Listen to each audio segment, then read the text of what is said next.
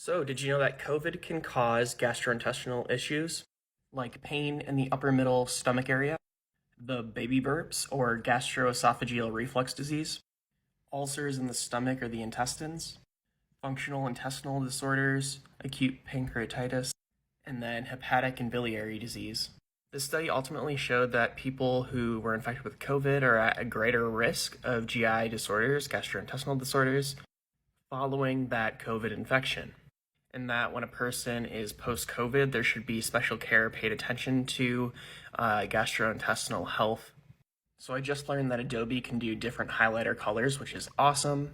So they have over 154,000 people with COVID, contemporary controls. So these are people within the same time period that have COVID that are healthy.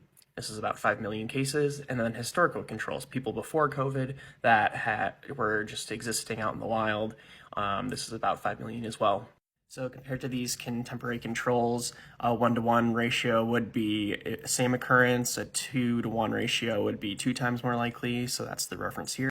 We're seeing an increase in gastrointestinal reflux disease, peptic ulcer disorder, acute pancreatitis, functional dyspepsia, acute gastritis, IBS, and cholangitis. The major symptoms popping up are constipation, abdominal pain, diarrhea, vomiting, and bloating. And then compared to contemporary controls, these are all of the different lab values that are outside of the normal range. Highlighting that these GI issues, this elevated GI issue post-COVID is evident even among patients that were not hospitalized.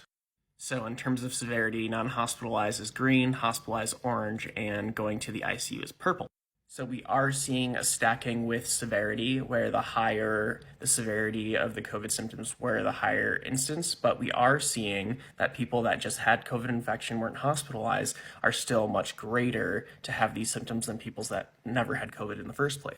Where compared to contemporary controls, you're about 1.5 times more likely to develop these symptoms, while with a ICU stay with COVID, you're almost 3 or 4 times more likely to develop these symptoms with gastrointestinal distress. So post-acute COVID care, so this is not long COVID, this is just after a COVID infection, you should pay special attention to your gastrointestinal health, and this should be something you discuss with your doctor.